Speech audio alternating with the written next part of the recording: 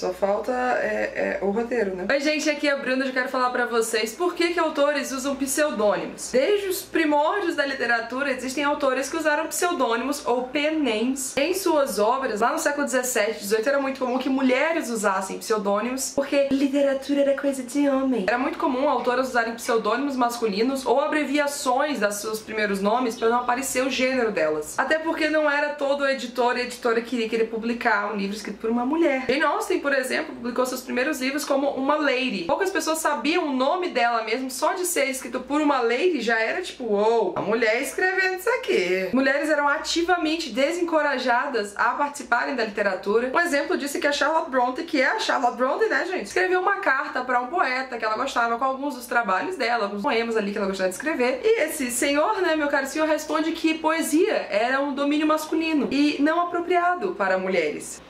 Né? E o primeiro trabalho das irmãs Brontë foi publicado juntas e foi um livro de poesias assinado por Currier Ellis e Acton Bell, Charlotte, Emily e Anne Brontë. Hoje em dia, claro, melhorou, mas a gente sabe que ainda tem vários casos em que mulheres são desencorajadas a usarem seu nome completo nas capas de livros por questão de venda. Todo mundo conhece a história da J.K. Rowling, foi convencida pelos seus editores a não colocar Joanne Rowling na capa dos livros de Harry Potter, porque talvez isso desencorajasse jovens leitores meninos a lerem o livro, porque era escrito por uma mulher. Então, né, ser escrito por uma mulher tem que ser coisa de mulher. Não aguento mais fazer aspas aqui. Por outro lado, ainda bem tem o outro lado da moeda, em que homens também usam pseudônimos femininos ou abreviam os nomes para escreverem para gêneros que são dominados por mulheres. Não é novidade que existem mais leitoras mulheres do que leitores homens. Existem várias pesquisas que mostram que leitoras mulheres são mais suscetíveis a ler livros escritos por outras mulheres. E aí entra a história do Sean Thomas. O Sean Thomas é um jornalista, ele começou a escrever livros de ficção. Primeiro ele adotou um pseudônimo masculino com um tom mais forte, se não me engano foi Tom Knox, alguma coisa assim, pra dar tipo uma coisa máscula, uma coisa desse, sei lá, essa frescura de homem. Mas quando ele foi começar a escrever livros de suspense policial que tem uma maioria de leitores mulheres, ele adotou o nome S.K. Tremaine, autor do livro As Gêmeas do Gelo. Não só ele abreviou, né, S.K. Tremaine, pra não se identificar qual é o gênero, como até mesmo na biografia dele no Goodreads não tem dizendo nenhum pronome pra dizer se é homem ou mulher. Em inglês dá pra fazer essa brincadeira porque fala autor vale tanto pra homem quanto pra mulheres. Então fala the author, nananana. Outro caso de homens usando pseudônimos femininos é do L. Frank Baum, autor de O Mágico de Oz, que na verdade tinha vários pseudônimos, a grande maioria deles sendo feminino. Eddie Van Dyne, Laura Bancroft e Suzanne Metcalfe. E saindo da questão de gênero, tem autoras que usam pseudônimos, na verdade, para separar mais ou menos as suas personalidades na hora de escrever. Alguns autores escrevem para diferentes públicos e ter essa separação de pseudônimos, do seu nome real ou de vários pseudônimos, ajuda a manter as coisas separadas e organizadas. Um exemplo bem simples é a Victoria Schwab. Ela assina seus livros adultos como Victoria Schwab e seus livros YA como V.E. Schwab. Não é nada de grande mudança, ela só mexeu ali com o próprio nome, mas essa separação ajuda muito na hora da livraria catalogar os livros, por exemplo, e não misturar os livros YA com os livros adultos dela. É um exemplo super sutil. Vamos para outro aqui, que é o do Lemony Snicket, que é um pseudônimo de Daniel Handler. No meu vídeo de 10 curiosidades sobre o Lemony Snicket, eu falei sobre como que ele surgiu com esse nome. Esse vídeo tá aqui no card se vocês quiserem assistir. E o Lemony Snicket assina seus livros infantis, infanto-juvenis como Lemony Snicket e Daniel Handler para os seus livros jovem adultos. Apesar de não ter achado nada concreto dizendo, eu escrevo Lemony Snicket infantil e infanto-juvenil e Daniel Handler YA, foi isso a tendência que eu consegui ver com os livros do autor. E lógico que tem alguns casos que são muito mais específicos para cada autor escolher usar um pseudônimo ou não. Peguem um exemplo de Pablo Neruda, grande poeta, que o nome real é Ricardo Eliezer Basso Alto, que trocou o seu nome nos livros porque o pai dele não queria que ele fosse escritor. O pai dele achava que não tinha futuro, que só daria dinheiro, que ele nem conseguia ganhar vida com isso, que ele não queria ser um dos grandes poetas da história. Então Ricardo Eliezer resolveu se tornar Pablo Neruda, pro pai nunca descobrir que ele estava escrevendo em segredo. O caso do Richard Madison, autor de Eu Sou a Lenda, é um pouco mais específico. Ele pediu para ser acreditado na adaptação de Eu Sou a Lenda de 1964 como Logan Swanson, porque ele ficou com vergonha do que fizeram com a obra dele, como eles adaptaram aquilo pro cinema. E acho que ele gostou do nome, ele acabou usando em outras situações, mas hoje em dia quase todos os trabalhos dele como Robert Swanson já estão com o nome de Richard Madison mesmo. E em alguns casos que dão uma raiva no coração, o autor simplesmente é uma máquina e quer jogar na cara como ele consegue escrever pra cacilda, e aí usa o pseudônimo. Obviamente que eu estou falando do caso do Stephen King, que por um curto período escreveu como Richard Bachman, simplesmente porque a editora dele falou que ele estava escrevendo demais. Eles não iam conseguir vender tantos livros do Stephen King assim por ano, o mercado ia ficar saturado. Então Então ele começou a assinar os livros como Richard Bachman. Não durou muito tempo, a galera viu que tinha ali uma semelhança, mas não antes dele lançar um livro que era escrito por Richard Bachman com uma introdução por Stephen King, né? Porque